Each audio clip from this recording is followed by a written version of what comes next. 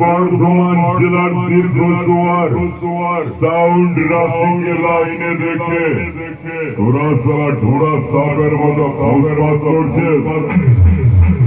শোন শোন, তোরা যত বড়ই ভয়ঙ্কর নাগনাগিনী হোক না কেন ওদের চেয়েও বিষাক্ত বিষ আমার কাছে একটা জয়ের মতো।